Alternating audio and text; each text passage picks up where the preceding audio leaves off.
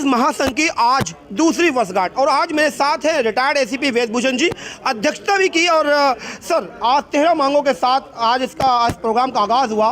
13 मांगों को प्रशासन तक और आला कमान तक पहुंचाने के लिए किस तरीके से जो रहेगा?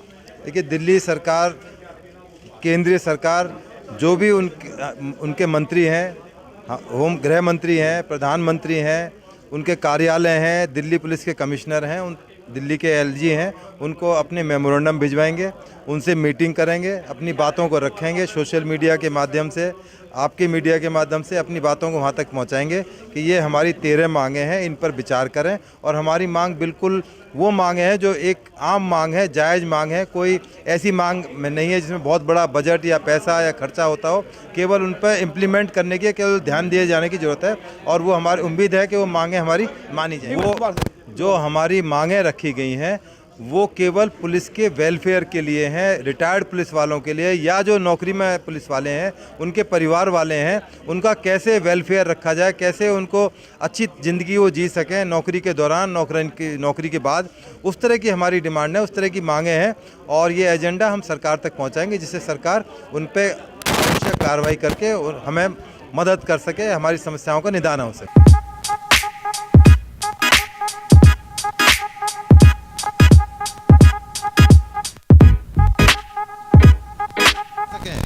जो वर्दी के अंदर पुलिस है, जो मेरे साथी हैं, उनकी एक मजबूरी होती है, डिसिप्लिन फोर्स है, अनुशासन रखना हमारी जिम्मेदारी है। परंतु रिटायरमेंट के बाद में आप सोशल मीडिया में जा सकते हैं, अपनी बात किसी राजनीतिक पार्टी के थ्रू कर सकते हैं, किसी भी प्लेटफॉर्म से आप अपनी बात कर सकते हैं। तो मैं आगे जो हमारी बातें हैं मैं आपको बताऊंगा, जो इसकी पृष्ठभूमि है मैंने आपको बताई कि किन परिस्थितियों में इसका जन्म हुआ और मैं उम्मीद करता हूं ये बहुत आगे जाएगा। इसके साथ हमारे दिल्ली पुलिस के रिटायर्ड ऑफिसर साथियों सबको ने मुझे सहयोग दिया है और इतना सहयोग मिला है मैं आपको बता नहीं सकता। हर टाइम मुझे प्रमोट करने के लिए लगे रहते हैं कि भाई आप करो इस काम को, ये हमारी फोर्स का काम है। मैं रिक्वेस्ट करूंगा 2 मिनट के लिए राष्ट्रीय गान हमसे शुरुआत करते हैं। राष्ट्रीय गान सभी गाएंगे, हमारे लिए सम्मान की चीज़ है। राष्ट्रीय झंडा जो लगा हुआ है ये हमारे सम्मान की चीज़ है। जो यदि झंडे के ऊपर, हमारी वर्दी के ऊपर और हमारे राष्ट्र के सम्मान के खिलाफ कोई भी बात करेगा तो हम पुरजोर ताकत से दिल्ली पुलिस महासंघ बहुत तगड़ा विरोध करेंगे, कोर्ट में जाएंगे, कानून में जाएंगे, अखबारों में लिखेंगे, जो कुछ भी हमारे साथ लीगल पैरामीटर्स के अंदर होगा लगेगा। आपको याद होगा मुफ्ती जो मैडम थी उन्होंने J&K के अंदर तिरंगे के बारे में कुछ शब्द कहे थे, हम लोगों ने तुरंत उसकी FIR IP स्टेट थाने में कराई। इस तरह के बहुत सारे स्टेप्स हैं जो हम लोग लेते रहते हैं पुलिस को प्रोटेक्ट करने के लिए, पुलिस की मदद करने के लिए। बाहर से हम उनको एक सपोर्ट देने के लिए हमारा ग्रुप है। तो मैं रिक्वेस्ट करूंगा 2 मिनट के लिए आप खड़े हो जाएं जिससे कि हम राष्ट्रीय गान गा सकें। मैं और मेरे साथी खुद सब इंस्पेक्टर भर्ती हुए थे, ACP होकर रिटायर हो गए और सबसे बड़ी महानता दीपक मिश्रा साहब की मैं 2 शब्दों में के अंदर बताऊंगा। मैंने मिश्रा साहब से रिक्वेस्ट की कि आप हमारे चीफ बन जाएं, हमारे ऊपर अपना हाथ रख दें, क्योंकि जब आपको ध्यान होगा पुलिस हेडक्वार्टर पर हमारे साथी पिछले साल इकट्ठा हुए थे तो 2 ही चेहरे थे, एक मिसिज किरण बेदी और एक दीपक मिश्रा। कोई तो कारण रहा होगा कि 2 ही लोगों के लिए आवाज़ उठी थी। मैंने साहब को रिक्वेस्ट किया कि सर हमें अपना आशीर्वाद दे दें और कोई टाइम दें जिससे कि हम आपसे मिल सकें, हमारे साथी मिल सकें। तो साहब के ये बर्थडे थे, वेदभूषण आपको हम टाइम लेने की ज़रूरत पड़ेगी, आप किसी भी तरह से घर में घुस के आइए, दीवार तोड़ के आइए, दरवाज़ा तोड़ कर आइए, आपको टाइम लेने की कोई ज़रूरत नहीं है। और आप बताइए मुझे कितने बजे कहाँ पहुँचना है, मैं आपके साथ हूँ, अपनी वर्दी के साथ हूँ। तो जो हमारे बीच में ऑफिसर हैं इसकी महानता देखिए, रिटायरमेंट के बाद क्या जज्बा है कि आप मेरे घर में घुस के आइए, टाइम लेने की कोई ज़रूरत नहीं है। इसी जज्बे को हम सलाम करते हैं और उन्हीं पुलिस ऑफिसर्स और उन्हीं आर्मी ऑफिसर्स को याद रखा जाता है जिन्होंने इस देश के लिए कुछ कुर्बानियाँ की हैं, अपनी लाइन से अलग हट के कुछ काम किए हैं। तो मैं साहब के बारे में 2 शब्द आपको बताना चाहता हूँ। साहब 84 बैच के IPS ऑफिसर हैं, बेसिकली पत्रकार हैं। साहब का जीवन एक पुलिस के अंदर ये कहा जाता है, एक संकट मोचक के रूप में साहब का जाना जाता है। जैसे हनुमान जी आते हैं संकट मोचन के टाइम, परेशानी के टाइम में, जब भी दिल्ली पुलिस के अंदर दिल्ली पुलिस को जरूरत हुई, दिल्ली को जरूरत हुई, साहब को संकट मोचक के रूप में याद किया गया। अभी आपके पीछे दंगे हुए यमुना पार के अंदर, जाफराबाद के अंदर, किस तरह से पुलिस का रोल रहा, क्या वहाँ पर रहा, आपको याद दिलाना चाहता हूँ। 92 के अंदर उसी एरिया के अंदर, सीलमपुर के अंदर भयानक दंगे हुए, आउट ऑफ कंट्रोल हो रहा था मामला। साहब वहाँ डीसीपी थे, साहब ने खुद उस सारे मामले को लीड किया और 16 दिन तक घर नहीं गए। 16 दिन बाद जब सारा मामला कंट्रोल में आ गया तब साहब घर पर गए। तो ऐसी शख्सियत के बारे में आपको कितनी सारी बातें हैं जो साहब के बारे में, जो साहब के साथ रहे हैं। मैं साहब के साथ में लास्ट टेन्योर मैंने एज एसीपी पार्लियामेंट कराया, मुझे पता है कितनी हिम्मत और मजबूती के साथ में हम लोगों को रखते हैं, हमारा सम्मान ऊपर रखते हैं, हमें गिरने नहीं देते।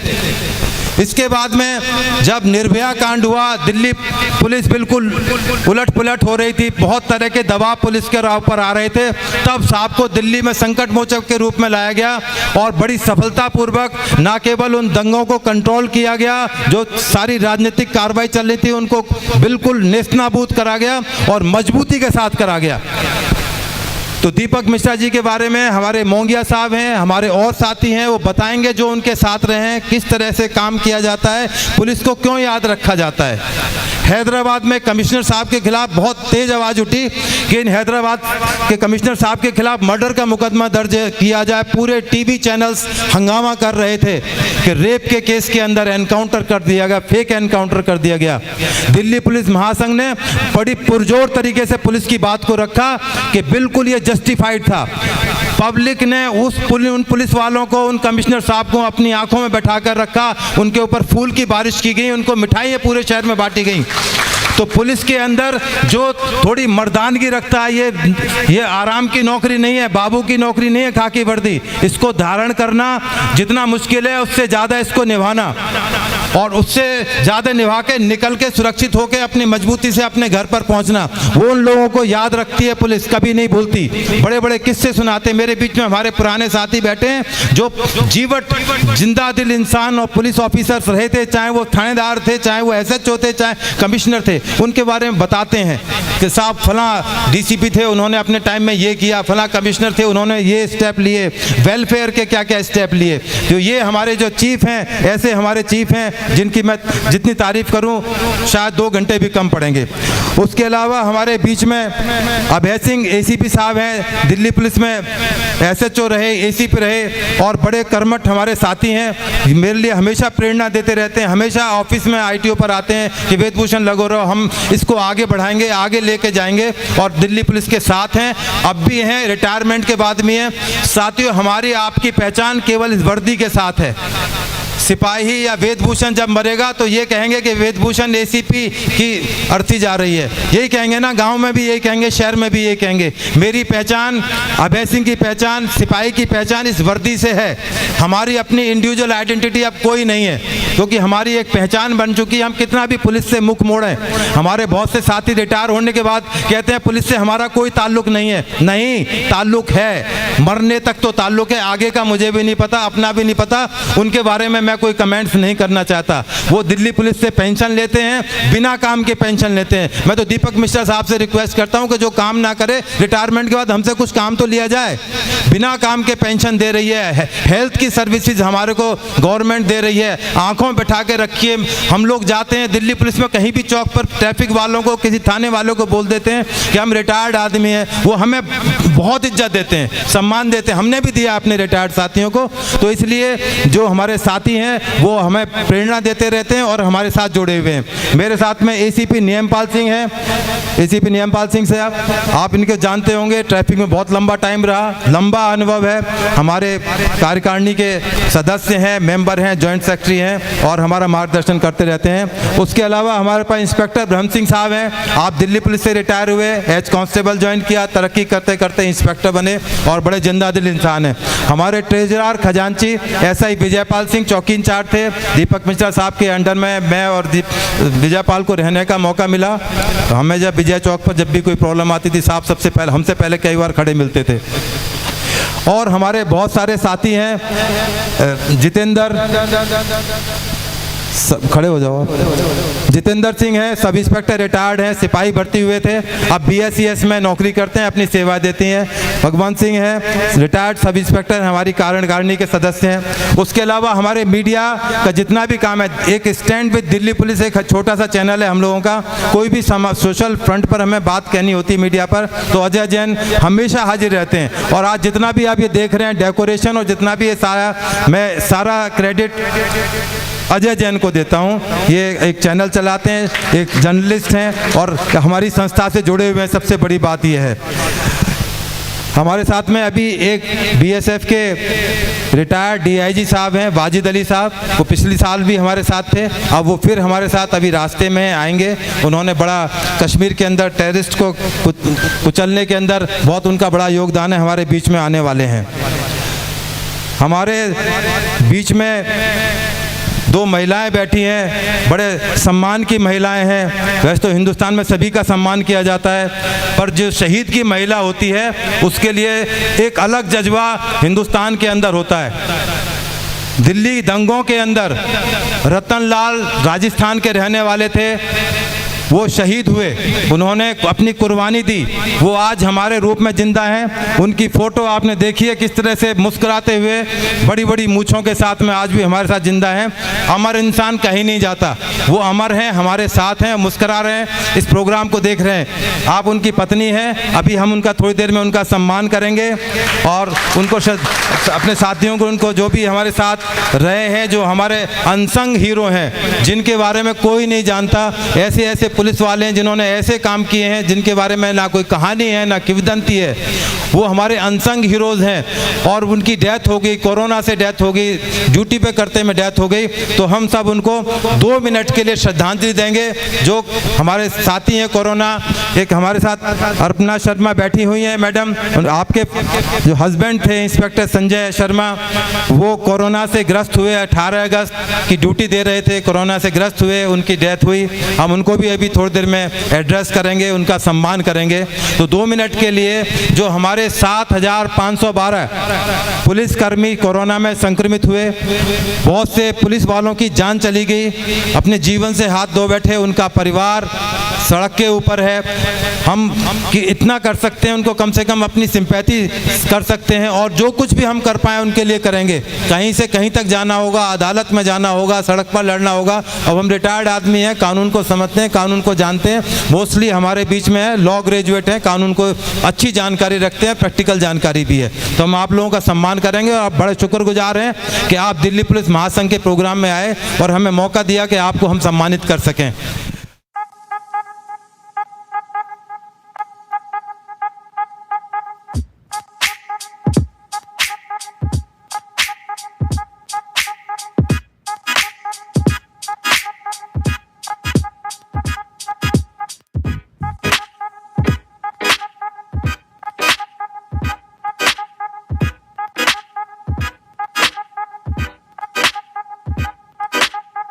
हमारे शहीद साथी हुए हैं, उनके लिए एक दीप।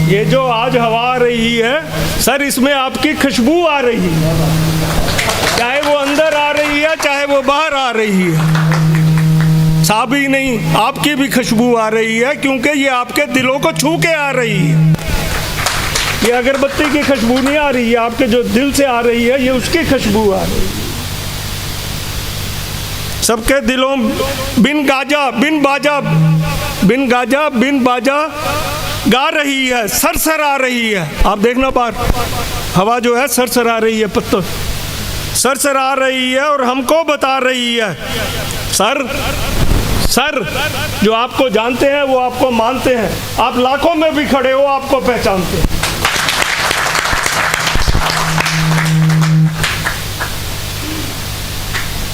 इस पहचान के लिए, इस शान के लिए आपका शुक्रिया, बार बार शुक्रिया शुक्रिया शुक्रिया शुक्रिया।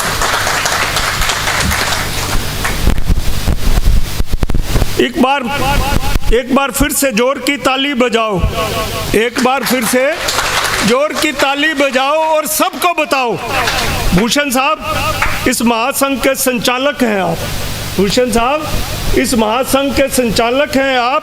क्या कमाल हैं आप, बेमिसाल हैं आप, क्या कमाल हैं आप, बेमिसाल हैं आप। फूल ही नहीं फूलों में गुलाब हैं आप। संघ को बनाने के लिए, संघ को चलाने के लिए, इसे बाखूबी चलाने के लिए आओ मिलकर करें इनका शुक्रिया, बार बार शुक्रिया शुक्रिया शुक्रिया शुक्रिया।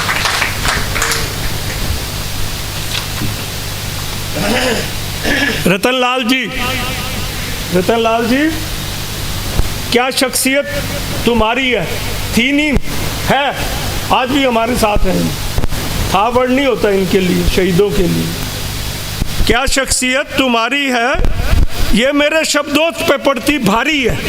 मैंने बड़े शब्द ढूंढे कि क्या लिखूं, नहीं समझ में आया।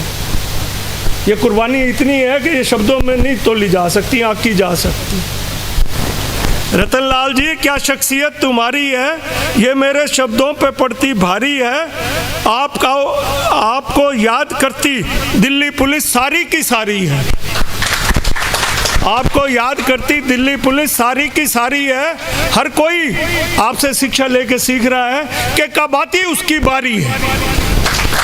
हर कोई शहीद होने को तैयार है, कब आती उसकी बारी है। दिलों पे हैं, आप हमारे दिलों में हैं, आप हमारे हैं, ये खुशकिस्मती हमारी है। दिल्ली पुलिस सारी की सारी है। आ जाओ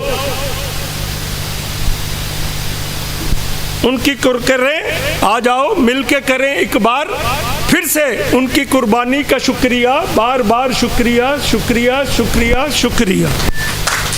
भाई ये देखो, बड़े बड़े देशों में बड़ा कुछ सीखने को मिलता है, बड़ा कुछ हमें बताया जाता है। वहाँ खुशी का इजहार जो है, बड़े देशों में जब तक बैठे रहते हैं तब तक उनको खुशी होती है। और वो खुशी कैसे होती है, तालियां बजा के होती है। तो वो पीछे बैठे ये ना समझे कि मैं देख नहीं रहा, ताली बजाओ।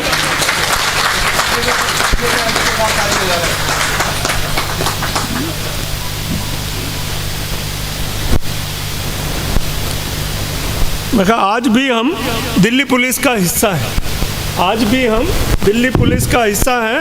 अनकहा किस्सा है, कोई नहीं हमारा नाम आता, कोई बात नहीं है, नाम के लिए हम नहीं जुड़े।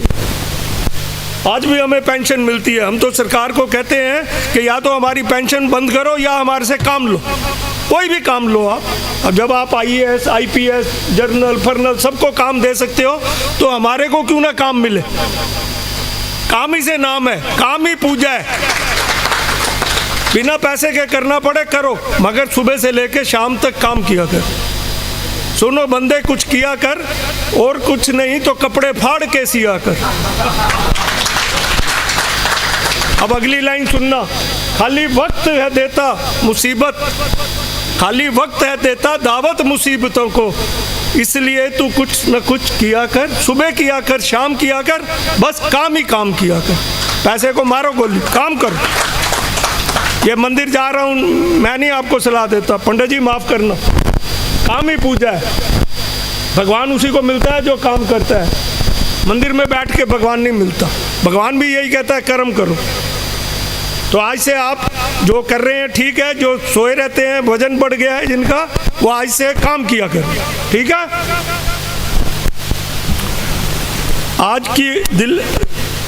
आज भी हम दिल्ली पुलिस का हिस्सा हैं, इसका अनकहा किस्सा है। आखिरी दम तक हम इसके साथ रहेंगे, आखिरी दम तक हम इसके साथ रहेंगे, परवाह नहीं कि लोग हमें क्या कहेंगे। आज हम जो भी हैं वो इसी की बदौलत है। आओ करें इसलिए इसका दिल से शुक्रिया, तहे दिल से शुक्रिया, बार बार शुक्रिया, बारंबार शुक्रिया, शुक्रिया शुक्रिया शुक्रिया। आप भी बोलो भाई शुक्रिया। हाँ,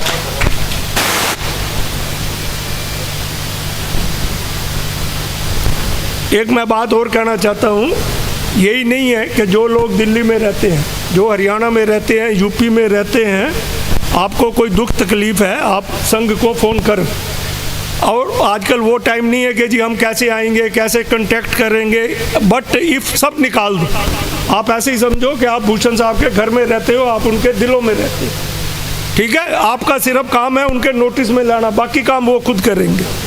तो इसी के ऊपर मैंने लिखा है, मैं कहा आप कहीं भी रहो, आप संघ से दूर किया कोरोना में। आप में से कईयों को पता है, बहुत सारे ऐसे भी हैं जिनको नहीं पता है।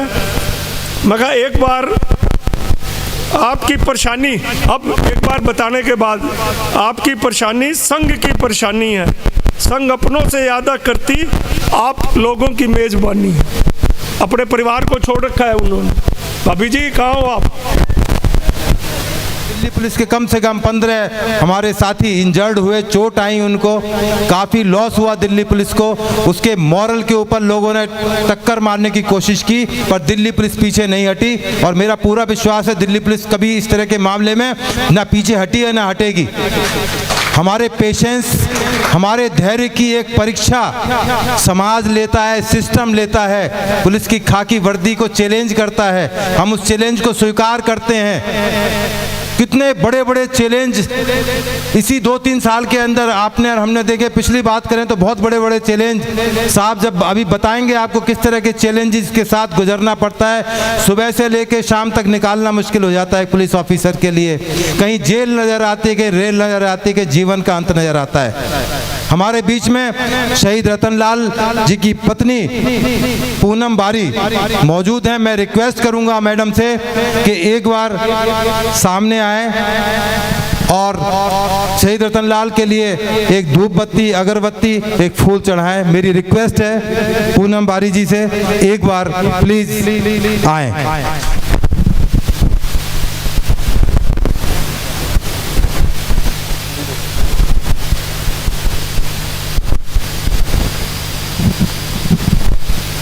कितना खूबसूरत इंसान, जो पाकिस्तान में जो एयरफोर्स के उसी तरह बिल्कुल शक्ल मिलती है, उसी तरह मुझे क्या अभिनंदन, उनका भी अभिनंदन और इनका भी अभिनंदन।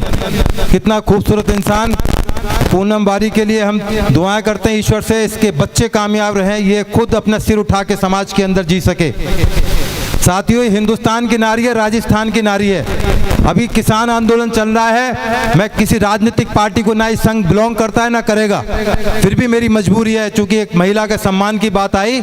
आपको ध्यान होगा युवराज सिंह के फादर योगराज सिंह ने हमारी भारतीय महिलाओं के लिए कहा कि अंग्रेज लोग 2-2 सेंट में औरतों को खरीदते थे। युवराज सिंह, आपको शर्म आनी चाहिए। आप पाकिस्तान जाओ या अंग्रेजों के साथ जाओ, ये राजस्थान की नारी है जहाँ सती हुई, लाखों औरतों ने सती की प्रथा को अपनाया, सती हो गई, अपने जीवन की आहुति दे दी। शर्म आनी चाहिए आपको इस तरह की बातें करते हुए। हमारी इन महिलाओं के लिए आप बात करते हो। आप जाओ रानी लक्ष्मीबाई की कुर्बानी देखो, हमारे पास कुर्बानियों की बहुत लंबी लिस्ट है। एक पूनम बारी नहीं, लाखों पूनम बारी मौजूद हैं जिन्होंने अपने देश के लिए अपना बहुत कुछ काम किया है, अपने परिवार के लिए किया है। मेरी रिक्वेस्ट है आप आगे आएं। आपको दिल्ली पुलिस का के लिए कोई कहता है कि 2-2 सेंट में भारतीय महिलाएं बिकती हैं, उसको राजस्थान का इतिहास देखना चाहिए, उसको रानी झांसी देखनी चाहिए कि हमारी महिलाओं ने क्या कुर्बानी दी है, किस तरह से कुर्बानी दी है। मैं रिक्वेस्ट करूंगा दीपक मिश्रा साहब से, एक दिल्ली पुलिस महासंघ का स्मृति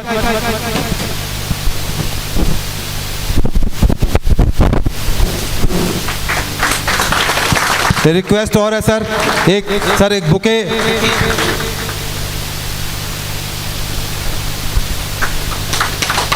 मेरी पत्नी भी मौजूद है, मैं उनसे रिक्वेस्ट करूंगा एक बार ये एक शॉल,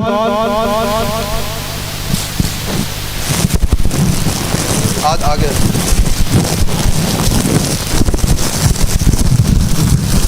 मेरी पत्नी का आग्रह था कि वो शॉल अपने हाथ से पहनाएंगी पूनम को, तो मेरी रिक्वेस्ट।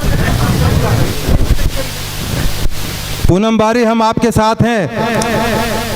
रतनलाल हमारा भाई है, हमारा बच्चा है, देश का बच्चा है, दिल्ली पुलिस का छोटा भाई है, उसकी कुर्बानी हम कहीं बेकार नहीं जाने देंगे। लिफाफे के सम्मान को चोट पहुंचाने की कोशिश की है, हम उनसे ये बात पुरजोर तरीके से उठाएंगे कि हमारे साथ ऐसा अन्याय ना करें। मैं दीपक मिश्रा साहब से रिक्वेस्ट करूंगा एक बार अर्पणा शर्मा को दिल्ली पुलिस महासंघ का सम्मान दें। अरुणा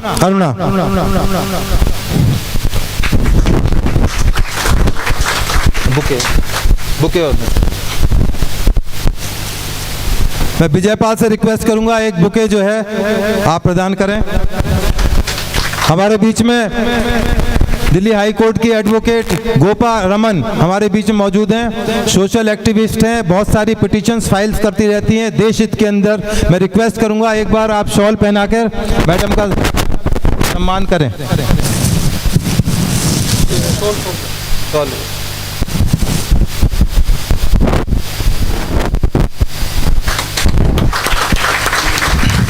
हाँ, इनको ये दोनों देंगे।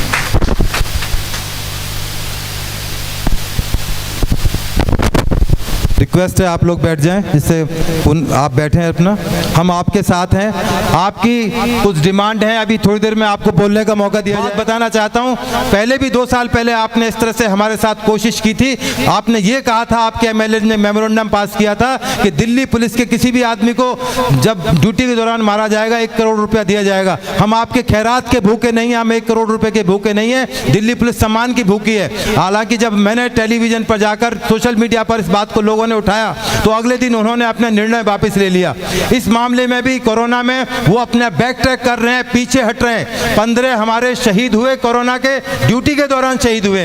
हम उनकी नहीं कह रहे, जो हमारे साथी रिटायरमेंट के बाद उनके लिए कुछ नहीं डिमांड कर रहे, पर आप ही के शब्द हैं, अपने शब्दों से वापस ना हटें। आपने 15 के लिए कहा था, 15 में से 4 को आप ड्यूटी पर मारना है, बाकी को नहीं मारना है। जो संजय शर्मा थे 18 अगस्त को ड्यूटी पर थे, वो अपने घर गए, इनका तमाम परिवार संक्रमित हो गया, उनकी डेथ हो गई। तो मैं नहीं समझता, जो मेरी लीगल नॉलेज कहती है, मेरा एक्सपीरियंस कहती है, उनको कैसे उसको इंटरप्रिटेट उन्होंने किया है। इनको रिजेक्शन का लेटर भेजा हुआ है। इन्होंने वायदा किया था कि इनको टीचर की नौकरी दी जाएगी क्योंकि एमफिल है। उस टाइम गर्मा गर्मी में नेता जिस तरह की भाषणबाजी करते हैं, मैं उनको भी कहता हूं कि इस तरह की भाषणबाजी ना करें, उससे हमारे सम्मान पर ठेस पहुंचती है। उस टाइम इनको वायदा किया मंत्री जी ने कि नौकरी दी जाएगी आपको टीचर की, आज तक कोई सुनवाई नहीं हुई। उसके बाद में उन्होंने कहा कि इनको शहीद का सर्टिफिकेट दिया जाएगा, आज तक कोई शहीद का सर्टिफिकेट नहीं दिया गया। तो हमारी सरकार से ये रिक्वेस्ट है, डिमांड है कि आप जो वायदा करते हैं दिल्ली पुलिस से, कृपा करके उसको पूरा करें। हमारी परीक्षा ना लें, हमारे धैर्य की परीक्षा ना लें, क्योंकि यदि पुलिस का धैर्य छूट गया, आर्मी का धैर्य छूट गया, पुलिस को, आर्मी को और कोर्टों को गाली देने वाले हिंदुस्तान में एक बहुत बड़ा वर्ग मौजूद है जो हर टाइम हमें कोसता रहता है, पुलिस को कोसता है, हमारी अदालतों को चैलेंज करता है, हमारे कानूनों को जो पार्लियामेंट से पास होते हैं उनको गाली देता है, उनके लिए अनाप शनाप बातें करते हैं। तो यदि इस तरह से यदि चलता रहा तो ये संघ और ये पूरी पुलिस की फोर्स यदि जिस दिन खड़ी हो गई तो आप लोगों को बहुत मुश्किल हो जाएगी। इसलिए इस देश की बुराई करना छोड़ दें। इस तिरंगे के बारे में यदि किसी ने कुछ अपशब्द कहा तो उसके लिए बहुत मुश्किल हो जाएगी। इस देश के अंदर रहना मुश्किल कर देंगे हम लोग जो है।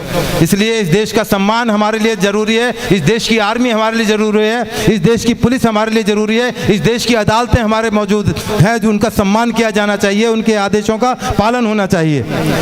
इसके बाद मैं कुछ हमारी जो 2021 की कुछ बातें थी, वो चूंकि लाइट चली गई थी, रह गई थी, मैं वापिस अपने सब्जेक्ट पर आता हूं। एक हमारी बहुत प्रमुख डिमांड है, वो है ड्यूटी के दौरान में यदि किसी पुलिसकर्मी के ऊपर अटैक होता है या उसको ड्यूटी करने से रोका जाता है तो उसको जो है अजमानती अपराध बनाया जाए, नॉन बेलेबल सेक्शंस के अंदर होना चाहिए। डॉक्टर्स को आपने प्रोटेक्शन दे दिया, उसके लिए एक्ट बना दिया कि डॉक्टर्स के ऊपर या पैरामेडिक्स के ऊपर यदि अटैक होगा तो नॉन बेलेबल होगा। तो इसलिए हमारी रिक्वेस्ट है सरकार से, आप आईपीसी के अंदर, सीआरपीसी, जहां भी आपको एविडेंस एक्ट में चेंजेस करने हैं इसको चेंज करें। और तमाम हिंदुस्तान की जो पुलिस है, जब भी उनके ऊपर कोई अटैक या उनकी ड्यूटी में कोई रुकावट पैदा करे तो उसको नॉन अवेलेबल सेक्शंस में करा जाए, जिससे कि पुलिस के ऊपर कोई निगाह उठा के ना देख सके, पुलिस की ड्यूटी को रुकावट ना पैदा कर सके।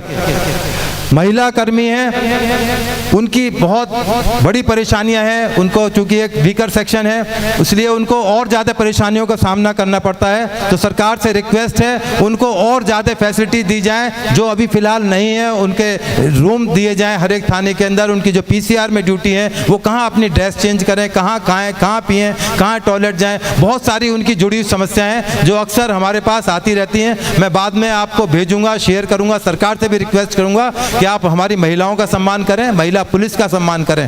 साथियों, मैं कनॉट प्लेस में जाता हूं, मैं एक छोटा सा आपको संस्मरण बताता हूं। वहाँ पर एक फिटनेस फर्स्ट क्लब है, उसके सामने एक पीसीआर की, वो ऑल वुमेन पीसीआर हमारी होती है, वो स्पेशली डिज़ाइंड है, पुलिस के लिए है, उसमें ड्राइवर भी पुलिस वाली हैं। तो मैंने देखा एक दिन अरुणाचल की छोटी सी लड़की और बेचारी अपनी छत के ऊपर कार को साफ कर रही थी, मुझे बहुत अच्छा लगा।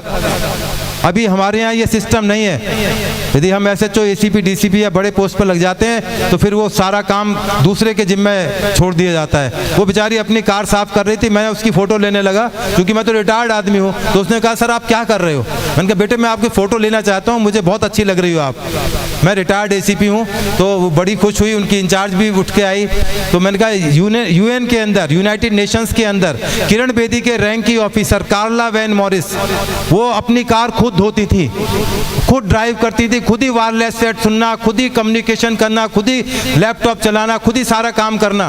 तो जो जज्बा था, जो हमारा पुलिस का, जो दिल्ली पुलिस की जो महिला था, वो बहुत खुश हुई। मैंने उनकी तमाम की फ़ोटो ली और तमाम को ट्विटर करके पीएम, होम मिनिस्टर, कमिश्नर साहब, पीसीआर के डीसीपी, जॉइंट सीपी को भेजा। उनको भी बहुत अच्छा लगा। मेरे पास फ़ोन आए कि यू डिड वेल, आपने कम से कम हमारी पुलिस रिटायर होने के बावजूद भी पुलिस कर्मी का सम्मान बढ़ाया। तो आप यदि हमारे पुलिस कर्मी का सम्मान बढ़ाएंगे पब्लिक के अंदर तो ये हमारे लिए बड़ी खुशी की बात होगी। इसलिए जो हमारा सम्मान है उसको बहाल रखा जाए। हमारी दिल्ली पुलिस का जो खाते हैं, बैंक के खाते हैं, वो तमाम एक्सिस बैंक है। It's a private bank sir. हमारी रिक्वेस्ट है, यदि यस बैंक या दूसरे बैंक की तरह कल को इसमें फाइनेंशियल क्राइसिस हो गया, प्रॉब्लम आ गई, तो पूरी दिल्ली पुलिस की प्रॉब्लम आ जाएगी। तो ये नेशनलाइज बैंक के अंदर किया जाए। और क्योंकि इसमें संभावना हर टाइम बनी रहती है प्राइवेट सेक्टर के अंदर कि कब banking system ups and down हो जाए। बड़े बड़े कंट्रीज़ में बैंक्स डूब गए हैं, लोगों के पैसे डूब गए हैं, लोगों को पैसा निकालने में परेशानी आती है। तो इसलिए ये हमारी डिमांड है कि नेशनलाइज बैंक के अंदर हमारा करा जाए। इसके बाद में ये था, जिन पुलिसकर्मियों की असामयिक मौत हो जाए उनके परिवार को अविलंब सहायता दी जाए। सालों तक फाइल चलती रहती है, पुलिस हेडक्वार्टर में जा रही है, वहाँ से वहाँ, यहाँ से यहाँ, दिल्ली सरकार में, उसमें 50 तरह के ऑब्जेक्शन। जिस समय उसको आर्थिक मदद की जरूरत थी, जिस समय उसको एक सहारा चाहिए था पैसे का, नौकरी का, उसको नहीं मिल पाता। तो ये अपने आप में एक बहुत बड़ी समस्या है। उसका लिए कोई बोर्ड बनाया जाए जो जल्दी से डिसीजन कर सके कि उनके परिवार को किस मेंबर को नौकरी दी जाए, किस रैंक पर उनको नौकरी दी जाए। ये भी हमारी एक मांग है जहाँ कि इसमें सरकार देखे, दिल्ली पुलिस देखे कि किस तरह से उनको एकोमोडेट किया जा सके। इसके अलावा बहुत सारी मांगे हैं, तो वो मैं आपको नेट के थ्रू, व्हाट्सएप के थ्रू, सोशल मीडिया के थ्रू टाइम टू टाइम हम लोग उठाते रहते हैं, बताते रहते हैं और रिक्वेस्ट करते रहते हैं कि इस तरह से हमारी मांगों को माना जाए। अब मैं रिक्वेस्ट करूँगा श्री दीपक मिश्रा जी से, वो अपने ओजस्वी भाषण के साथ में हमारा मार्गदर्शन करें। मेरे सभी भाइयों,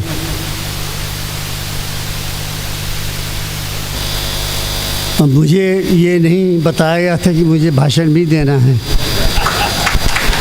और वैसे भी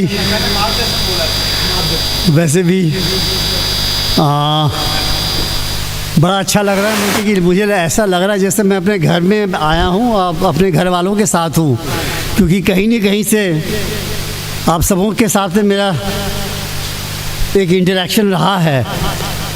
और हाँ, मुझे ये सब याद आ रहा है।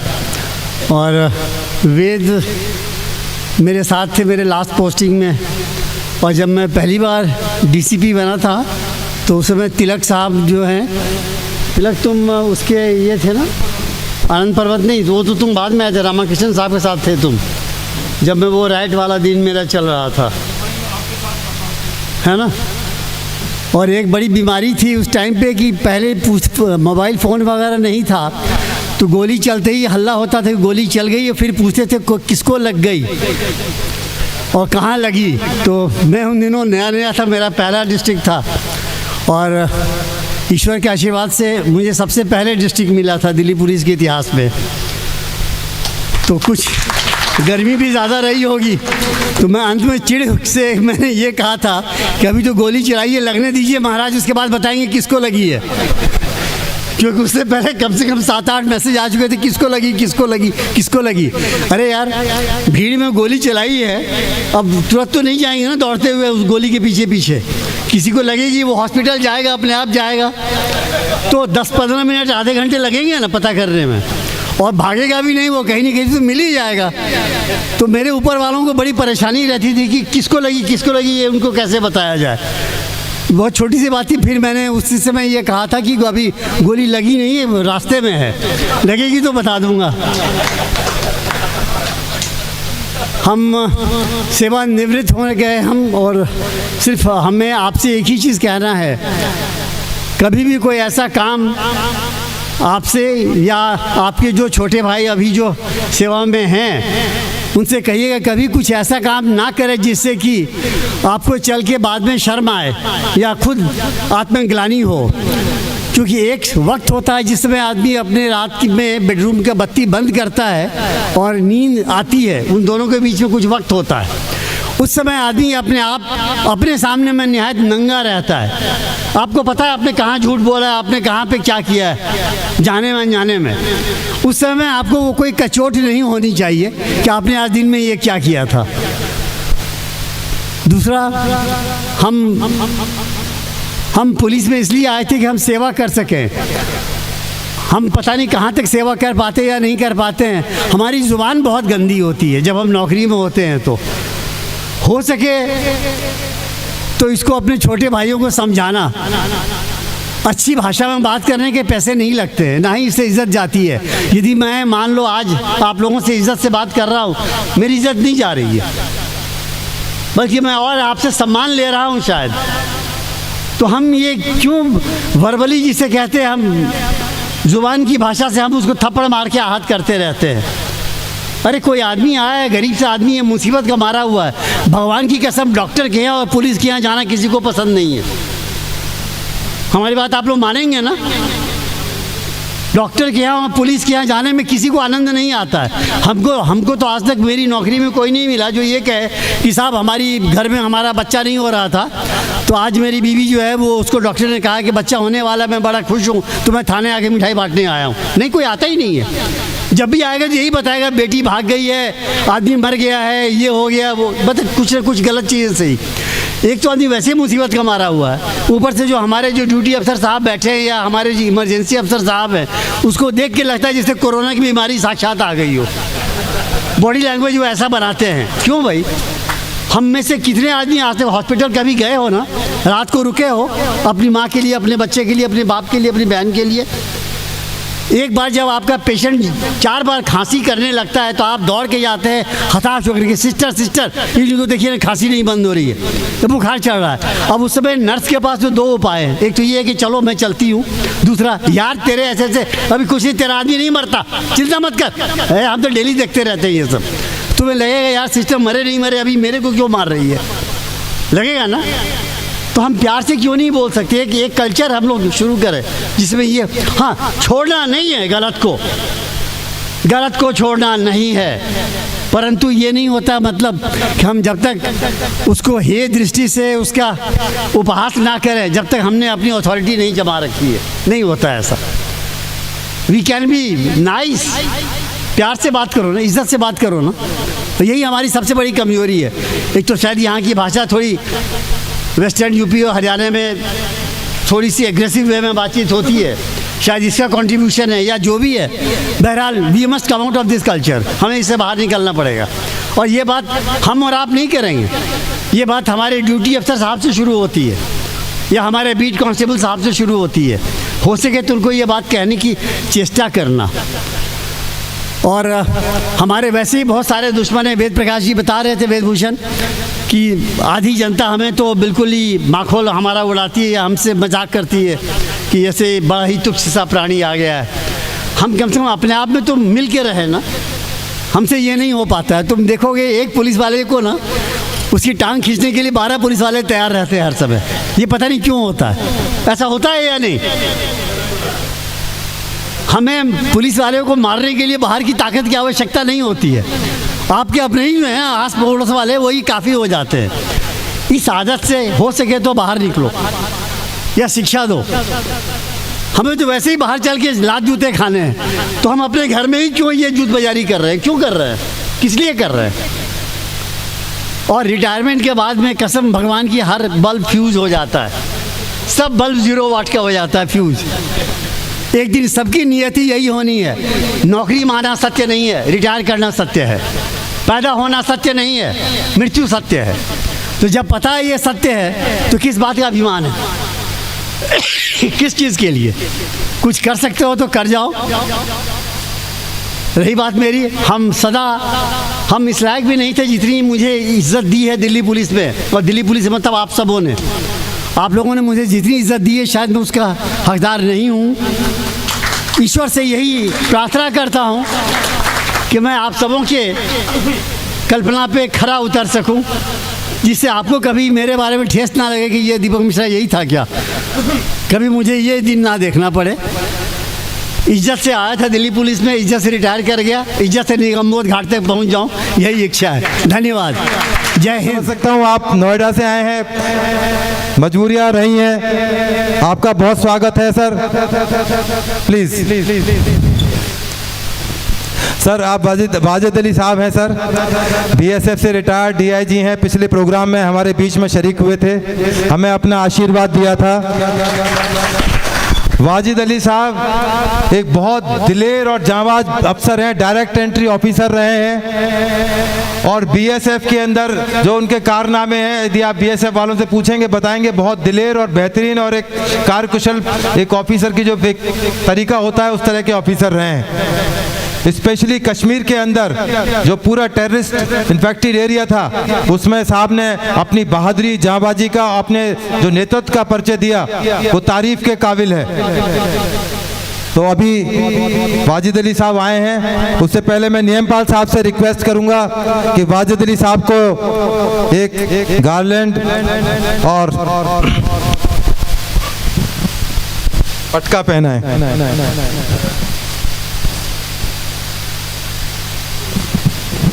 वाजिद अली साहब, हमारे बीच में नियमपाल सिंह हमारे जॉइंट सेक्रेटरी साहब मौजूद हैं। श्री दीपक मिश्रा जी आईपीएस, श्री वाजिद अली साहब डीआईजी बीएसएफ, मेरे साथी लोग, कुलीग और उपस्थित भाई और बहनों, सबसे पहले मैं अपने दीपक मिश्रा साहब का और वाजिद अली साहब का बड़ा धन्यवाद अदा करता हूं कि इस प्रोग्राम में शिरकत करके उन लोगों, इन दोनों ऑफिसर्स ने हमारा हौसला बढ़ाया है। ये भी उतने ही बधाई की बात है जितने वेदभूषण जी आप संरक्षक दल में हैं और आपने तैयार किया। ये जिम्मेदारी मैं इनको देता हूं कि इस महासंघ को डिजिटाइज करने में जितनी भी मदद की इनकी जरूरत पड़ती है, क्योंकि एसीटीएफ से मैं भी एसोसिएटेड हूं, आपने खड़ा किया, मैं इनके साथ चीफ सिक्योरिटी एडवाइजर हूं, आप संरक्षक हैं, आप इनको पूरा योगदान देंगे महासंगठन को डिजिटलाइज करने में। और हम चाहते हैं कि जल्द से जल्द वो आदमी चाहे टिम्बकटू में है, छुपरी तलैया में है, लंदन में है, अमेरिका में, भिवानी में, मेरठ में है, या झुंझुनू में बैठा हुआ है, हर व्यक्ति हमसे जुड़ा होगा, उसकी समस्याएं हम तक होगी और उसका समाधान हम करेंगे। एसीटीएफ फोर्स ने एक 2 लफ्ज मैं आपके 2 मिनट लेना चाहूंगा कि जिस तरीके से हमारे कर्मठ दिल्ली पुलिस के कर्मियों ने, स्वास्थ्य कर्मियों ने अपना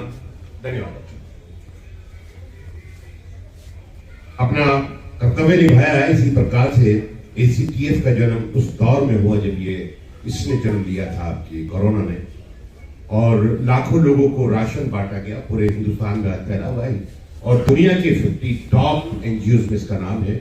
जिसमें हम आप लोग सब जुड़े हैं, वेदभूषण जी भी, हम भी, डॉक्टर साहब भी, और भी काफी लोग हैं। और उसके बाद सैनिटाइजर और मास्क दिए और हर डीएम को हिंदुस्तान के अंदर 10-10 हजार मास्क बांटे गए हैं। और पूरे हिंदुस्तान में आज कहीं भी आप ये कहते हैं कि कोरोना का कोई सुनने वाला नहीं है, ये मरीज है, आप हमें अप्रोच कीजिए, आपको नंबर भी मिल जाएगा उसमें टोल फ्री। आप वहां से फोन कीजिएगा, आप यकीन करेंगे कि आपको एम्बुलेंस पहुंचेगी, आपको मेडिकल ट्रीटमेंट मिलेगा, आपको प्लाज्मा चाहिए, ब्लड चाहिए, every facility will be there and that is free of cost. मुझे याद है डॉक्टर साहब बैठे हुए हैं, एक एसीपी दिल्ली पुलिस के रिटायर्ड, उनको एम्बुलेंस नहीं मिल रही, कोई सुनवाई नहीं हो रही है। डॉक्टर साहब ने जो अभी आए थे, इन्होंने स्वास्थ्य मंत्री हर्षवर्धन जी को फोन किया, टाइम था 1:30 बजे का अंदाजा मेरे ख्याल से, और यही ऐसा टाइम था सर्दी का। सब वो बोला कि सर ऐसे से दिल्ली पुलिस के रिटायर्ड एसीपी है, कुछ सुनवाई नहीं हो रही है, और उन्होंने नाम बताओ बोलिए, और आप यकीन माने 2-3 मिनट लगे थे, कितने साहब वो एम्बुलेंस चल दी है। एक प्लेटफॉर्म ऐसा हो जिस पे खड़े होकर के हम आवाज उठाएं, और दिल्ली पुलिस के वो व्यक्ति, वो कर्मी जो रिटायर हुए हैं और उनकी समस्या है, जैसे अभी मिस्टर शर्मा ने बताया, समस्याएं होती है पैसों की, उधर पूर्ति करनी है, पैसा चाहिए होता, पेट भरने के लिए वो मिलता नहीं इस समय से। हेल्थ रिलेटेड इश्यूज होते हैं, कोई सुनने वाला नहीं होता है। बच्चों की एजुकेशन से रिलेटेड मैटर्स होते हैं, उनको सुनने वाला नहीं होता है। तो इन सब चीजों को मद्देनजर रखते हुए कि इन समस्याओं का निवारण कैसे हो, कोई सुनवाई नहीं होती, वहां एक महासंघ का जन्म हुआ, और उस जन्म में सबसे बड़े व्यक्ति उभर करके आए हमारे वेदभूषण जी, उनको बहुत बहुत इस बात की मुबारकबाद देता हूं कि ये सोच एक परिवर्तन लाएगी, मुझे विश्वास है। आज जो भी वर्दी डालता है, जिस रैंक में भी डालता है, वो एक प्रण लेता है कि मैं देश की सेवा करूंगा, समाज की सेवा करूंगा, और ये मेरे लिए वर्दी कम, कफन ज्यादा है। एक रूप जो समाज और दुनिया वर्दी वालों को देखती है, वही समझती है कि ये बहुत जालिम किस्म के इंसान हैं, इनके पास बड़ी रफ लैंग्वेज है, डंडा है, बंदूक है, बदतमीजियां हैं, गाली है, लेकिन उनके अंदर का छुपा हुआ इंसान वो नहीं देख पाते। मुझे सर एक दौर याद आता है 92 का, आप डीसी पे होते थे उस वक्त।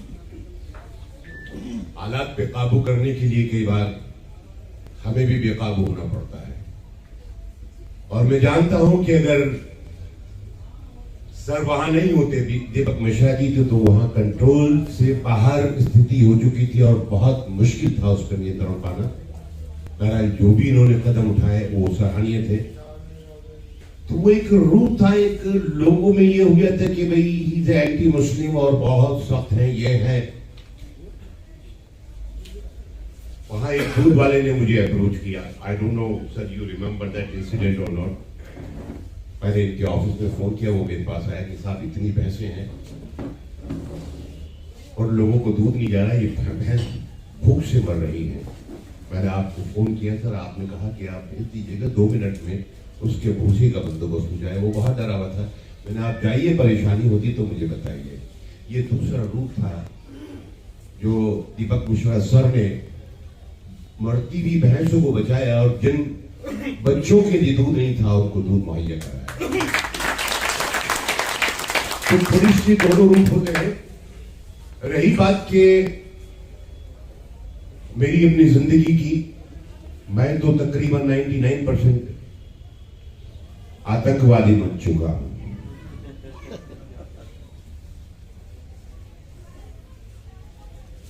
ट्रेनिंग खत्म होते ही पहले पंजाब गया, वहां का टॉप टेररिज्म मैंने डील किया। 2 साल वहां रह के कमोबेश 23 साल जो कश्मीर की मिलिटेंसी है उसको मैंने पैदा होते देखा, मरते देखा, फिर उभरते देखा और फिर परवान चढ़ते देखा, और उसको कुचलते देखा, उसको उभरते देखा, उसको संभलते देखा, उसको बिगड़ते देखा। जिन्होंने मेरे को अप्रोच किया इस चीज़ के लिए, myself Aruna Sharma, MSc MPhil gold medallist, Rajasthan topper, and wife of inspector Sanjay Sharma, posted as PCR. He got infected. He was specialist in Independence Day duties like 26 January and 15 अगस्त की ड्यूटी होती है। हम सभी इस दौर से निकले हैं। He joined this police department in 1997। उसके बाद में उन्होंने पहली ड्यूटी 26 जनवरी की। At that time I got married. I was a lecturer at that time in Rajasthan government, but as he was serving the nation, I was to serve there. I quitted my job and I went behind him. Okay. Now what happened is, every time when there is 26 January and 15 August, we all know police वालों की छुट्टियां बंद हो जाती हैं। 15 अगस्त का time था, 7th को स्पेशल ड्यूटी थी, डे ड्यूटी डिफरेंट थी and night duty special checking होती है, जो PCR जोन राइट लाल किले से लेकर के साउथ जोन का कंप्लीट PCR। वी ऑल नो जब कभी मुसीबत होती है, हमारे ऊपर आती है, किसी के ऊपर आती है, the first number we dial is 100। 100 dial होते ही जो सबसे पहली हेल्प आपके पास पहुंचती है, that is a PCR dash. वो जज करती है, वो नहीं सोचती कि यहाँ मुझे जाना चाहिए या नहीं जाना चाहिए। जब लाइफ और डेथ की बात आती है, तब आपके रूल्स ओवरलुक कर दिए जाते हैं। Same thing happened, he was performing the duty right from the Lal Qila to पूरा साउथ जोन। आप लोग सब जानते हैं, मुझसे अच्छे तरीके से जानते हैं। He was such a nice guy. आज उनके व्यूअर्स, उन पर डॉक्यूमेंट्री, पूरे भारतवर्ष में एक ओनली पुलिस पर्सनल जिस पर वो डॉक्यूमेंट्री बनी, उनके 3,40,000 व्यूअर्स हैं। उनके लिए केजरीवाल सरकार कहती है कि he was not performing his duty. It has pierced my heart. Shame. And the only I can understand. I'm a teacher. I know punishment should be given for the wrong thing which the student has done. अगर उनको knowledge कम था, मुझसे पूछना चाहिए था। सरेआम बेइज्जती नहीं करनी चाहिए थी, giving the letter as he was not performing the COVID duty. What is it? I don't know. मैं इस स्टेज पर जब मैंने सर से कहा, उन्होंने कहा, मैंने उनसे बोला, मैंने कहा इस स्टेज के माध्यम से मैं सिर्फ यही कहना चाहती हूँ, and all the media persons, I want their support.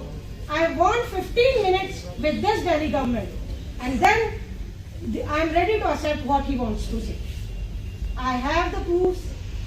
पूरे एरिया के साउथ जोन के कितनी PCR चेक होती हैं। Being an inspector I know कि भाई वो कॉल पे नहीं जाएंगे, but he has to direct each and every person under him. अपने अंडरनीथ स्टाफ का वो बहुत ध्यान रखते थे। हर व्यक्ति आप ध्यान रखिए, मास्क पहनिए, ये करिए। आई नो बहुत सारे लोग हैं जो ऐसे निकल के आए, मेरे उनकी डेथ हुई। डेथ जब हुई तो हम दोनों भी कोविड पॉजिटिव थे, me and my son. He standing, he here. Please stand up Hrithik. He got infected 7th. He was carrying his dad in his lap. No wheelchair was there. On 15th August जैसे भाषण complete हुआ, उन्होंने बोला अब हम private में दिखाने लायक हो गए। The first and foremost thing which I want is, अगर हम 24 घंटे वर्क कर रहे हैं तो हमारी हेल्थ को मॉनिटर करने वाली स्कीम भी 24 घंटे वर्क नहीं करनी चाहिए। तब वो सैटरडे और संडे का क्यों इंतजार कर रहे थे? 7 तारीख को वो इन्फेक्ट हुए, 8 तारीख को सैटरडे था, 9 तारीख को संडे था, CGHS नहीं थी, छुट्टी थी। संडे को मैं भी इन्फेक्ट हुई, my son also got infected. हम 2 दिन में ठीक हो गए, द सेम मेडिसिन जो हमारे फैमिली फ्रेंड्स ने दी, but he didn't get rest. He is continuously writing, my health is deteriorating, please give me rest. Please give me rest. और ये सिस्टम, क्योंकि 15 अगस्त है, आपको छुट्टी नहीं मिल सकती। नो मैटर कोविड है, उससे कोई फर्क नहीं पड़ रहा, बट आपको छुट्टी नहीं मिल सकती। क्यों? उन्हें तो छुट्टी इलाज कराने के लिए भी छुट्टी नहीं मिली। कोविड के टाइम पे ये रिफॉर्म नहीं आना चाहिए था। फर्स्ट इज सीजीएचएस को लिख के देना चाहिए था, टेस्ट वुड हैव डन। अगर टेस्ट हो गया होता तो आज मैं यहाँ इस सफेद साड़ी में नहीं हूँ। मैंने क्या खोया, मेरे बच्चे ने क्या खोया, शायद आप लोगों में से कुछ एक ही हैं जो इसका एनालिसिस कर पाएंगे। He was such a nice person. अगर आप निकालने लगेंगे, मैन ऑफ वर्ड्स, अगर अंडरनीथ स्टाफ ने कुछ कहा है, any time everywhere, every time available, उनके साथ ही है। और जब वो इन्फेक्ट हुए 15 अगस्त की ड्यूटी के बाद में, मैं उनको मेरे पास में प्राइवेट हॉस्पिटल है, वहाँ लेके गई, and the doctor said the oximeter reading was 64, 60% of his lungs were infected, and the doctor told you are too late now, who has killed my husband, please listen and try to give me the answer. किसने मारा? System ने मारा? Government ने मारा? किसने मारा? मैं अपने बच्चे को, अकेला बच्चा मेरा गोद में लिए सीटी स्कैन कराने जा रहा है, क्योंकि 15 अगस्त है, सब जगह छुट्टी है, कोई आपको लेके जाने वाला नहीं। सीटी स्कैन तक बच्चा को खुद लेके जा रहा है। स्कैन कराया, again to the ICU, from the ICU again in his lab, he took his father to the X-ray CT scan, again he brought। हमने तो नहीं चिंता की, हमारे तो थे वो, हमें तो करना ही था। No matter we also die with him, मर गए होते तो शायद आपके सामने नहीं होते, ये बात रखने वाली। पर the painful process which I have went, I want to share, क्योंकि ये मेरे जैसे और भी होंगी, शायद अब निकल के आए, हर एक में हिम्मत नहीं होती ये बात कहने की। Second day when everyone was there, I was having amount, जो कैश मेरे पास था मैंने खर्च किया, बचा हुआ अमाउंट सर ने जैसे कहा एक्सिस बैंक का, he was having axis bank में अकाउंट है उनका दिल्ली पुलिस का, money was there, but when I told him कि वो कोविड है और वहाँ है, बैंक ने एक पैसा नहीं दिया मुझे, मेरा पैसा मुझे ही नहीं मिला, and I was begging for his treatment. Thanks to the batchmate of 1997, they came forward and उन्होंने सबने खर्चा किया। 70,000 का इंजेक्शन, 80,000 का इंजेक्शन सब हमें ही देना था। उन लोगों ने अपना इकट्ठा किया amount, at least I could spend on his health. अब जो पैसा मिलेगा वो उन पर खर्च नहीं हो पाएगा, जो उसका अपना पैसा था। एंड फॉर दैट वहाँ एक्सिस बैंक के सहानी हैं, उनसे I had a very very very hot talks with him. मेरा पैसा था, जिसने the constable, the driver, PCR की जो ड्यूटी का था, he gave his card, ma'am इससे पेमेंट करो। आई thank Tiwari who was the driver at that time, उसने अपना कार्ड सैलरी अकाउंट दिया, मैम पेमेंट जरूरी है, साहब को बचाना जरूरी है, कार्ड ऐसे निकाल के दिया, आप इससे पेमेंट करो। And when I withdraw the cheque मैंने उनको पेमेंट करने के लिए दिया, तो what the Axis bank manager told me कि वो कोविड में है, मैम आपका ये चेक एंड कैश नहीं होगा। I was the joint holder of that. सोचिए मेरी कैसी स्थिति थी।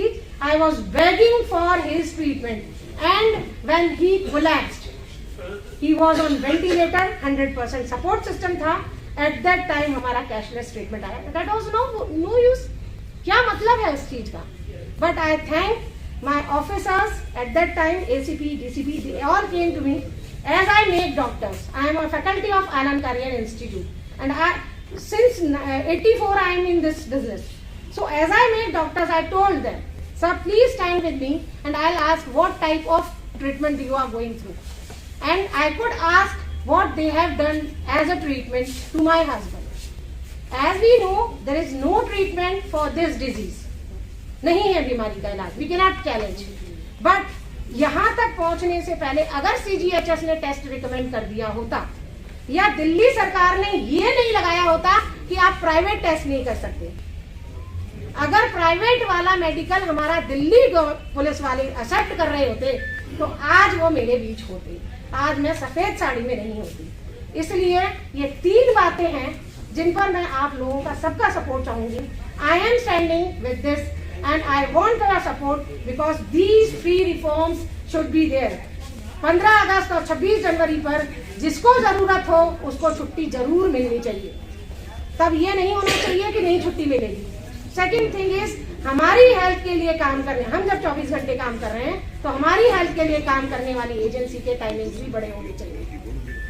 And third thing is monetary health, पैसा। अभी आज की स्टेज में मेरे पेंशन भी नहीं बनी है, मेरे पास कोई पैसा नहीं है। यही नहीं, जैसे केजरीवाल सर ने ये डिक्लेयर किया 1 करोड़ का अमाउंट, मेरे जो रिलेटिव्स थे वो सारे मुंह फेर गए, अब तो तेरे को ये पैसा मिल जाएगा, रहने दे। कंडीशन सोचिए, वो पैसा मिला नहीं और जो सपोर्ट सिस्टम था वो सब अलग हो गया। किसने मारा? मैं अपने बच्चे को, अकेला बच्चा मेरा गोद में लिए सीटी स्कैन कराने जा रहा है क्योंकि 15 अगस्त है, सब जगह छुट्टी है, कोई आपको लेके जाने वाला नहीं। सीटी स्कैन तक बच्चा को खुद लेके जा रहा है, स्कैन कराया, again to the ICU, from the ICU again in his lab, he took his father to the X-ray CT scan, again he brought। हमने तो नहीं चिंता की, हमारे तो थे वो, हमें तो करना ही था। No matter we also die with him, मर गए होते तो शायद आपके सामने नहीं होते, ये बात रखने वाली। पर the painful process which I have done, I want to share, क्योंकि ये मेरे जैसे और भी होंगी, शायद अब निकल के आए, हर एक में हिम्मत नहीं होती ये बात कहने की। Second day when everyone was there, I was having amount, जो कैश मेरे पास था मैंने खर्च किया, बचा हुआ अमाउंट सर ने जैसे कहा एक्सिस बैंक का, he was having axis bank में अकाउंट है उनका दिल्ली पुलिस का, money was there, but when I told him कि वो कोविड है और वहाँ है, बैंक ने एक पैसा नहीं दिया मुझे, मेरा पैसा मुझे ही नहीं मिला, and I was begging for his treatment. Thanks to the batchmate of 1997, they came forward and उन्होंने 80,000 का इंजेक्शन सब हमें ही देना था, उन लोगों ने अपना इकट्ठा किया amount, at least I could spend on his health. अब जो पैसा मिलेगा वो उन पर खर्च नहीं हो पाएगा जो उसका अपना पैसा था, एंड फॉर दैट वहाँ एक्सिस बैंक के सहानी हैं, उनसे I had a very very very hot talks with him. मेरा पैसा था, जिसने the constable, the driver, PCR की जो ड्यूटी का था, he gave his card, ma'am इससे पेमेंट करो।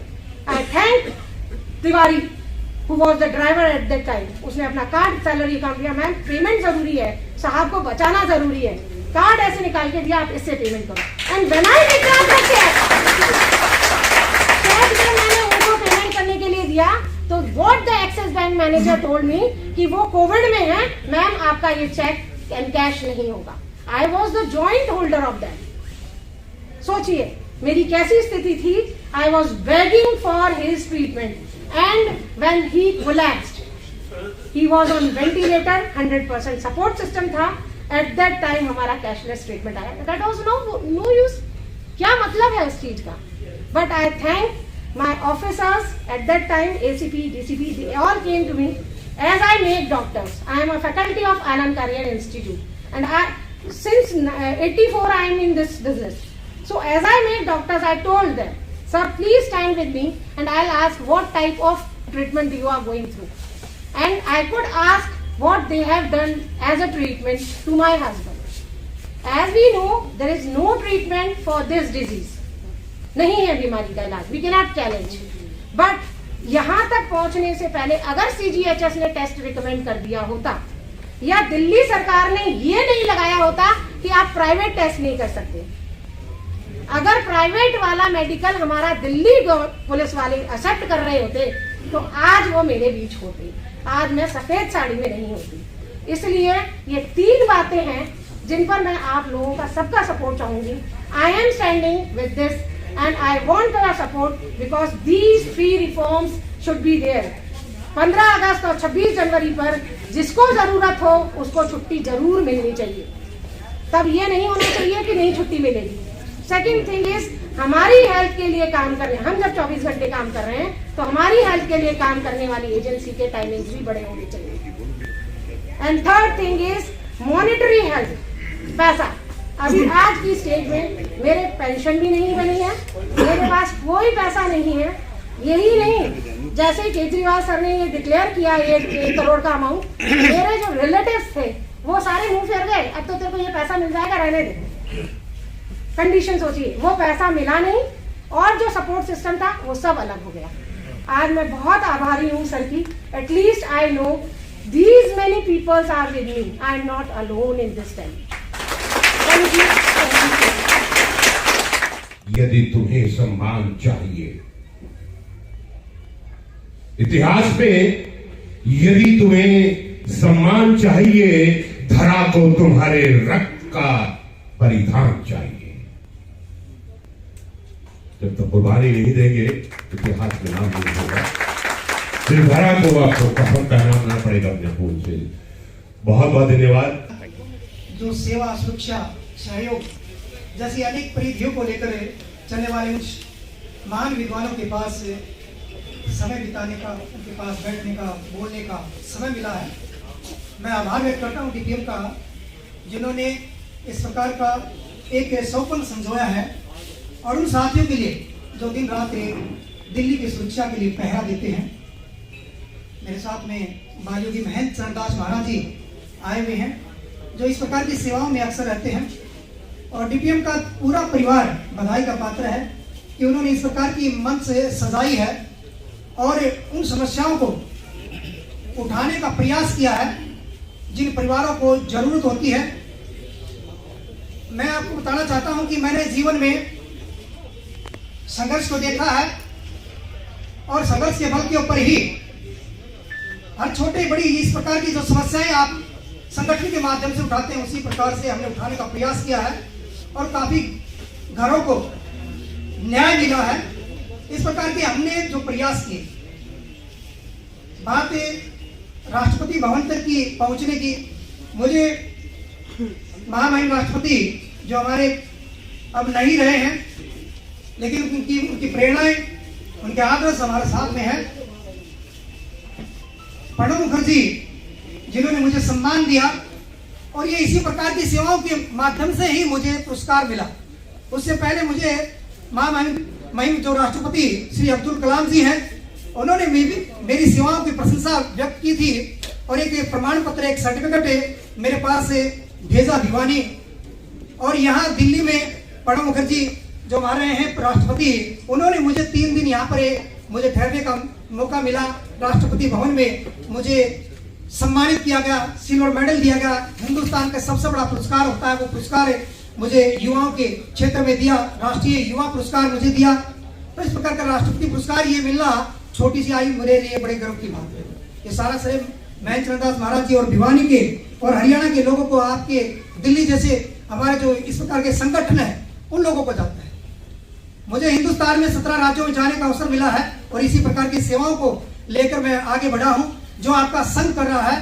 क्योंकि ये संघ जो आज उठा है, जिन्होंने आवाज उठाई है, चाहे वो बहन जी की आवाज है, चाहे वो जो हमारे संजय जी जो शहीद हुए हैं उनकी आवाज है, ये छोटी छोटी बातें हैं, इससे कारवा बनता है, एकता बनती है, संकल्प बनता है, संघर्ष जुड़ता है, और इसी प्रकार का संघर्ष एक दिन रंग लाता है। तो डीपीएम को बधाई देता हूं कि आपने इतनी बड़ी ये जो संगठन की एक सोच रखी और एक संकल्प बनाया है कि हमें अपने परिवार के लिए एक स्तंभ के रूप में खड़ा होना है।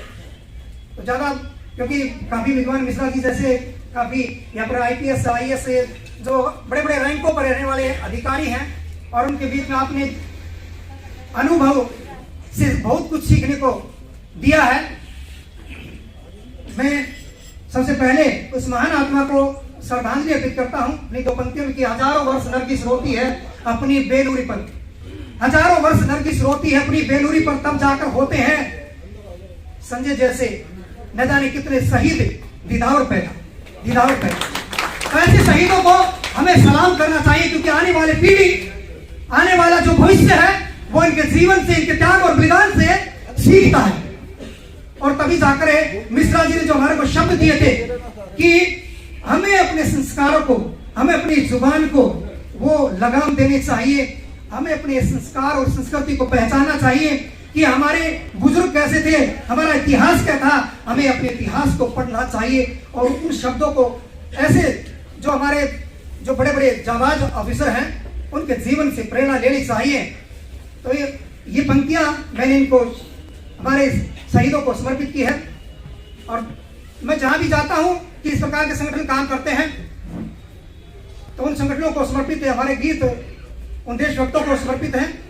और एक ही शब्द में आपके बीच में और रखता हूं कि हम लोग हमेशा पुलिस शहीद दिवस मनाते हैं 21 अक्टूबर को, और उसमें देश के जितने भी जवान, पुलिस के जवान शहीद होते हैं, चाहे किसी भी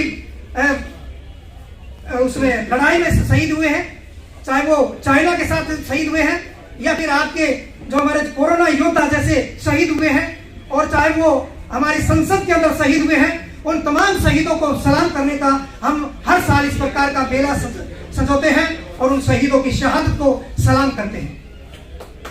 तो ऐसा कार्यक्रम महेंद्र चंद्रदास महाराज हमारे उनके सानिध्य में अक्सर होते रहते हैं। तो मुझे अनेक प्रकार की सेवाओं को समर्पित ये पुरस्कार मिला। तो मैं पंक्ति आपके बीच में रखता हूं। उठो ऐ मेरे हम वतन, ये आप लोगों को बोला है, ललकारा है। हम वतन आप सब है, हमारा संगठन है, हमारे अधिकारी हैं, और आप जो बैठे हुए जितने भी कर्मचारी, अधिकारी, जितने भी हमारे प्रबुद्ध व्यक्तित्व हैं, उनको समर्पित है। उठो ऐ मेरे हम वतन, बांध लो सर पे कफन। उठो ऐ मेरे हम वतन, बांध लो सर पे कफन। चलो चले वहां चले जहां चली थी गोलियां, जहां चली थी गोलियां। मिश्रा जी कह रहे थे ना, गोली चाहे भीड़ में लगी हो, लेकिन चली।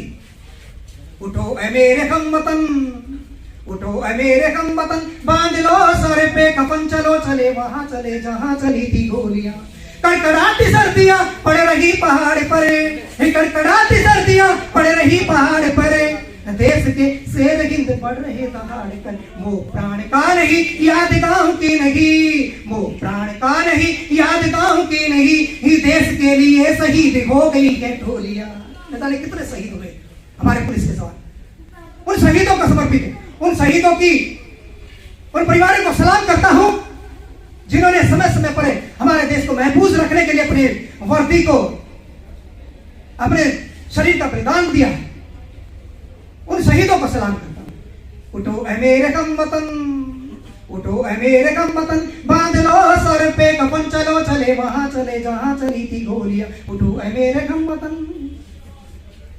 देश की शान के लिए, देश की आन के लिए, देश की शान के लिए, देश की आन के लिए, बहनों ने भी बाजी पर लगा दी राखियां, सरहदों पर भेज दी। जो हमारे भाई हैं, जो चौक चौराहों पर अपने खाकी वर्दी के साथ अपना डंडा लेकर दिन रात, सर्दी हो, कोहरा हो, कुछ भी हो, या फिर कोई नेता गुजरता हो, राष्ट्रपति आता हो या प्रधानमंत्री आता हो, जो पहरा देते हैं, छुट्टी नहीं मिलती है, और उनको वहीं पर उनकी ड्यूटी पर ही अपना वो धागा भेज दिया है, सरहद पर भेज दिया है उन फौजियों के नाम। और हमारे उन चौक चौराहों पर जो वर्दी के साथ जो पहरा देते हैं, उन भाइयों को, हमारे पुलिस के उन जवानों को राखी भेज दी। छुट्टी नहीं तो ये राखी, ये धागा तुम्हारी रक्षा करेगा, जो आप हमारी रक्षा करें। तो ऐसे देशभक्तों को मैं सलाम करता हूं अपनी पंक्तियों के साथ में। अगर समय हो तो मैं अपनी 2 शब्द आपके बीच में ही लिखे हैं, ये जल्दी जल्दी पढ़ता हूं। हालांकि कविता लिखी है मैंने यहीं बैठे बैठे। खाकी भले ही तन पर अंग्रेजी हुक्मरानों की, अपने आप यहाँ बोल रहे थे ये खाकी के बारे में, इसका पैटर्न चेंज होना चाहिए। खाकी भले ही तन पर अंग्रेजी हुक्मरानों की है, मगर जज्बा और हौसला मेरे भारत का है। जो भले ही हमको खाकी पहने हुए हैं, लेकिन आज भी जज्बा और हौसला हमारे हिंदुस्तान का है, जिस हिंदुस्तान के लिए नेताजी सुभाष चंद्र बोस, भगत सिंह, शहीद उधम सिंह और हमारे अशफाक उल्लाह खां जैसे न जाने कितने देशभक्तों ने अपना बलिदान दिया है। तो वे जज्बा आज भी कायम है। हमारे गीत उन देशभक्तों को समर्पित हैं। और एक शब्द में आपके बीच में और रखता हूं कि हम लोग हमेशा पुलिस शहीद दिवस मनाते हैं 21 अक्टूबर को, और उसमें देश के जितने भी जवान, पुलिस के जवान शहीद होते हैं, चाहे किसी भी उसमें लड़ाई में शहीद हुए हैं, चाहे वो चाइना के साथ शहीद हुए हैं, या फिर आपके जो हमारे कोरोना योद्धा जैसे शहीद हुए हैं, और चाहे वो हमारी संसद के अंदर शहीद हुए हैं, उन तमाम शहीदों को सलाम करने का हम हर साल इस प्रकार का बेला सजोते हैं। और उन शहीदों की शहादत को सलाम करते हैं। तो ऐसा कार्यक्रम महेंद्र दास महाराज हमारे उनके सानिध्य में अक्सर होते रहते हैं। तो मुझे अनेक प्रकार की सेवाओं को समर्पित ये पुरस्कार मिला। तो मैं पंक्ति आपके बीच में रखता हूं। उठो ऐ मेरे हमवतन, ये आप लोगों को बोला है, ललकारा है। हम वतन आप सब है, हमारा संगठन है, हमारा अधिकारी है, और आप जो बैठे हुए जितने भी कर्मचारी अधिकारी जितने भी हमारे प्रबुद्ध व्यक्तित्व हैं उनको समर्पित है। उठो ऐ मेरे हमवतन, बांध लो सर पे कफन। उठो ऐ मेरे हमवतन, बांध लो सर पे कफन। चलो चले वहां चले जहां चली थी गोलियां, जहां चली थी गोलियां। मिश्रा जी कह रहे थे गोली चाहे भीड़ में लगी हो, लेकिन चली। उठो ऐ मेरे हमवतन, उठो ऐ मेरे हमवतन, बांध लो सर पे कफन। चलो चले वहां चले जहां चली थी गोलियां। कड़कड़ाती सर्दियां पड़ रही पहाड़ पर, कड़कड़ाती सर्दियां पड़ रही पहाड़ पर। देश के शेर हिंद पड़ रहे दहाड़ कर। वो प्राण का नहीं याद गांव की नहीं, वो प्राण का नहीं याद गांव की नहीं। देश के लिए शहीद हो गई है ढोलियां। बताइए कितने शहीद हुए हमारे पुलिस के जवान। उन शहीदों का समर्पित है, उन शहीदों की उन परिवारों को सलाम करता हूं जिन्होंने समय समय पर हमारे देश को महफूज रखने के लिए अपने वर्दी को, अपने शरीर का बलिदान दिया है। उन शहीदों को सलाम करता हूं। उठो ऐ मेरे हमवतन, उठो ऐ मेरे हमवतन, बांध लो सर पे कफन। चलो चले वहां चले जहां चली थी गोलियां। उठो ऐ मेरे हमवतन। देश की शान के लिए, देश की आन के लिए, देश की शान के लिए, देश की आन के लिए बहनों ने भी बाजी पर लगा दी राखियां, सरहदों पर भेज दी। जो हमारे भाई हैं, जो चौक चौराहों पर अपने खाकी वर्दी के साथ अपना डंडा लेकर दिन रात सर्दी हो, कोहरा हो, कुछ भी हो, या फिर कोई नेता गुजरता होता हो, जो पहरा देते हैं, छुट्टी नहीं मिलती है, और उनको वहीं पर उनकी ड्यूटी पर ही अपना वो धागा भेज दिया है, सरहद पर भेज दिया है उन फौजियों के नाम। और हमारे उन चौक चौराहों पर जो वर्दी के साथ जो पहरा देते हैं, उन भाइयों को, हमारे पुलिस के उन जवानों को राखी भेज दी। छुट्टी नहीं तो ये राखी, ये धागा तुम्हारी रक्षा करेगा, जो आप हमारी रक्षा करें। तो ऐसे देशभक्तों को मैं सलाम करता हूं अपनी पंक्तियों के साथ में। अगर समय हो तो मैं अपनी 2 शब्द आपके बीच में ही लिखे हैं, ये जल्दी जल्दी पढ़ता हूं। हालांकि कविता लिखी है मैंने यहीं बैठे बैठे। खाकी भले ही तन पर अंग्रेजी हुक्मरानों की, अपने आप यहाँ बोल रहे थे खाकी के बारे में, इसका पैटर्न चेंज होना चाहिए। खाकी भले ही तन पर अंग्रेजी हुक्मरानों की है, मगर जज्बा और हौसला मेरे भारत का है।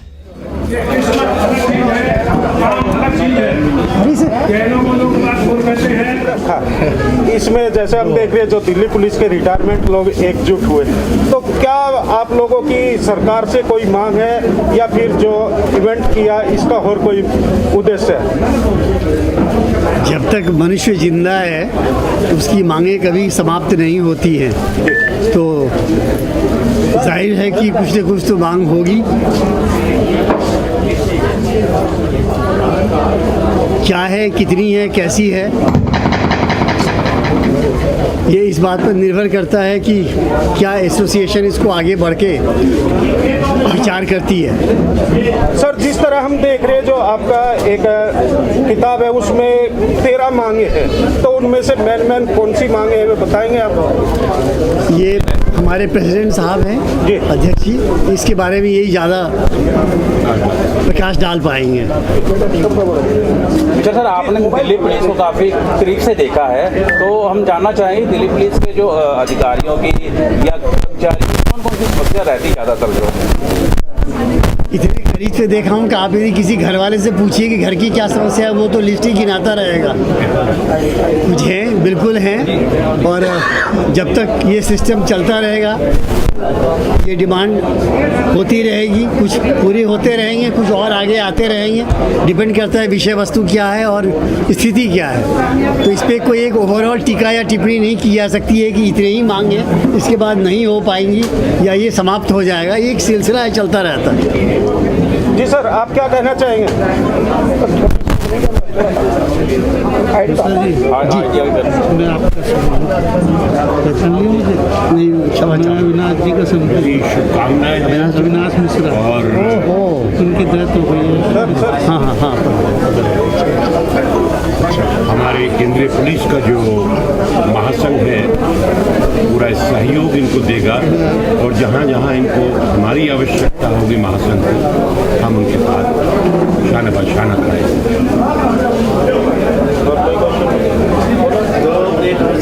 इतना बड़ा कार्यक्रम हुआ सर, आपको क्या लगता है आपकी जो मांगे हैं कब तक पूरी हो सकती है? जो पूर्ति करेगा सर, आपको कुछ उम्मीदें तो होंगी? नहीं, जब तक पूरी नहीं होगी तो मांग करते रहेंगे। जब तक समस्याओं का समाधान नहीं होगा तो हम तो यत्नशील रहेंगे, हम तो कोशिश करते रहेंगे। अब ये तो मांग जब उनसे मांगेगी और जब तक वो समाधान नहीं करते रहेंगे ये सिलसिला जारी रहेगा, वहाँ से बैठने वाला नहीं है। जब तक एक एक व्यक्ति की समस्या का समाधान नहीं हो जाता है तब तक ये कार्यरत रहेंगे। और तो सर आपका जो है कि किस तरह का इसमें योगदान रहेगा महासंघ के लिए? देखिए, जो हम लोगों का महासंघ है और जिस प्रकार से हमने अपनी समस्याएं सरकार के सामने रखी है, आपके सामने रखी है और उन समस्याओं का समाधान होता रहता है, वो आपको बताएंगे कि जिस तरीके से हमने अपनी परेशानियां पेश की हैं अपने डिपार्टमेंट के सामने, सरकार के सामने, और उनका निदान हुआ है, वही तरीका इनको बताएंगे। और जिस रूप में भी सरकार से भी हमारी सहायता की उनको आवश्यकता होगी। सर, टोल फ्री नंबर के बारे में अभी आप बात कर रहे थे, जो वो एंटी कोरोना टास्क तो वो आप मीडिया को साझा कर दीजिए। अवश्य। दिल्ली पुलिस महासंघ का सर सेकंड जो आप आज आगाज किया है और पिछले 1 साल से पूर्ण रूप से कार्यरत है। आगे जो आपकी बार पहली बार जैसे पिछली बार किया गया था कोई मांग नहीं थी, अब की बार मांग की जा रही है, तो मांग का क्या जरिया रहेगा कि ये मांगे हमारे सीपी तक पहुंच जाएं और उन मांगों पर अमल अब हो सके? देखिए, मांगे पहुंचाने के लिए आप लोग मौजूद हैं। आज का सोशल मीडिया इतना स्ट्रांग है कि आप अभी कहेंगे तुरंत बात कहां से कहां पहुंचती है, ये नहीं पता लगेगा कहां जाके टिकेगी बात वो। तो जो हमारी वाजिब मांगे हैं, कोई हमारी ऐसी गैर वाजिब मांग नहीं है। हम सरकार के साथ हैं, दिल्ली पुलिस के साथ हैं, सिस्टम के साथ हैं। हम सिस्टम का विरोध करने वाले और लोग हैं, हम सिस्टम के साथ रहेंगे और सिस्टम के रहते हुए कानून की परिधि में कानून की बात करते हुए सरकार का सम्मान करते हुए अपनी बातों को रखेंगे। हमारी बातें एक्सेप्ट हो रही हैं। जो भी आप कह रहे हैं ना, 1 साल के अंदर मैंने कुछ बहुत सारी बातें ट्विटर पर शेयर की। जैसे एक छोटी सी मैं आपको बताता हूं कि मैंने सीपी साहब को ट्विटर किया कि जो पुराना अंग्रेजों के टाइम का मोटरसाइकिल पर डेली डाक जाने वाला सिस्टम है, इसको ख़त्म किया जाए। आज इंटरनेट का टाइम है, व्हाट्सएप का टाइम है, फेसबुक, इंस्टाग्राम, दुनिया भर का मौजूद है। डेली 200 आदमी मोटरसाइकिल पर निकलता है। हमारे सिपाहियों के एक्सीडेंट हो गए, मर गए सिपाही डाक ले आते बड़ा कन्फ्यूजन क्रिएट होता है सुबह मॉर्निंग के टाइम में। साहब बहुत बेहतर तरीके से जानते हैं, डाक का अंग्रेजों का सिस्टम था, कभी घोड़े पे जाती थी, अब मोटरसाइकिल पे जाती है। अब वो सिस्टम तब सब बंद हो चुका है। आज केवल व्हाट्सएप पर, इंटरनेट के माध्यम से वो सारा पूरी दिल्ली पुलिस उससे लाभान्वित हुई है। इसके अलावा हमने बहुत सारे सुझाव रखे हैं और हमारे सारे सुझाव चूंकि प्रैक्टिकल थे, हम जमीन से जुड़े हुए आदमी हैं, सारे सुझाव माने गए, इम्प्लीमेंट हुए और आगे भी इम्प्लीमेंट होंगे, पूरा विश्वास है हमें। सर, मुख्य 5 मांगे आपके संघ की कौन सी हैं? सबसे प्रमुख मांग है कि दिल्ली पुलिस की जो वर्दी है, हिंदुस्तान की तमाम की वर्दी है, जो ब्रिटिश औपनिवेशिकवाद की निशानी है, उसको समाप्त किया जाए। इसके लिए भारतीय परिवेश के तहत बहुत ही अच्छी वर्दी डिजाइन की जाए, इसके लिए कमेटी बनाई जाए, इसके लिए व्यवस्था की जाए। ये सबसे प्रमुख मांग ये है। इसके अलावा जैसा बताया था कि दिल्ली पुलिस का तमाम अधिकारियों का एक डाटा बैंक बनाया जाए, जिससे जीवन पर्यंत उनके बारे में जानकारी मिलती रहे, हम उनसे ट्रैक करते रहें कि उनकी क्या स्थिति है, जो हम मदद कर पाएँ वो करें। उसके अलावा उनकी ड्यूटी के आवर्स फिक्स किए जाएँ, 8 घंटे जैसे ड्यूटी है, वीकली रेस्ट की उनकी जो प्रोविजंस है, बाकायदा प्रोविजन है। पर चूंकि ड्यूटी जिस तरह से शॉर्टेज ऑफ स्टाफ है, प्रॉब्लम्स ऐसी हैं कि पुलिस चाहते हुए भी नहीं कर पाती है, तो उनको एड्रेस किया जाए, कोई समाधान उनका निकाला जाए। उसके लिए जो भी गवर्नमेंट सिस्टम अपना सकती है अपनाए और हमें पूरी उम्मीदें होंगी, सारी चीज़ें ठीक होंगी, हमारी जो जायज़ मांगे मानी जाएंगी। अच्छा, जैसे कि सर अभी किसी भी संघ को चलाने के लिए सबसे बड़ा फंड की आवश्यकता होती है और अभी बताया भी गया कि फंड केवल इसकी जो कमेटी है वो अपने लेवल पर ही मैनेज कर रही है। तो किसी तरह की फंड की कोई अपील या किस तरह से आप अब आगे क्योंकि इसको व्यापक स्तर पर लेके जाने के लिए फंड को कैसे जुटा पाएंगे सर? देखिए, ये बहुत कंट्रोवर्शियल सब्जेक्ट है कि पब्लिक डोमेन में हम इसको बिल्कुल लेकर नहीं जाएंगे कि हम फंड्स मांगने के लिए निकल पड़े, राजनीतिक पार्टी के पास भीख मांगने के लिए निकल पड़े। जो अपने हमारे साथी, खुद के साथी हैं, बहुत नॉमिनल जो हमारे को सपोर्ट कर सकते हैं, वो सपोर्ट से ही हम चला लेंगे। हमारे को कोई बहुत बड़ा पम्प एंड शो नहीं करना है, केवल अपना जो सालाना फंक्शन करना है और जो हमारे डे टू डे के काम है उनको करना है। तो ईश्वर ने हमारे दिल्ली पुलिस के साथियों को हमें इतनी क्षमता दी है, हम इतनी पेंशन लेते हैं। यदि इसमें छोटा छोटा कंट्रीब्यूशन करेंगे तो हमारा संघ बखूबी चलता रहेगा और बहुत बढ़िया चलेगा।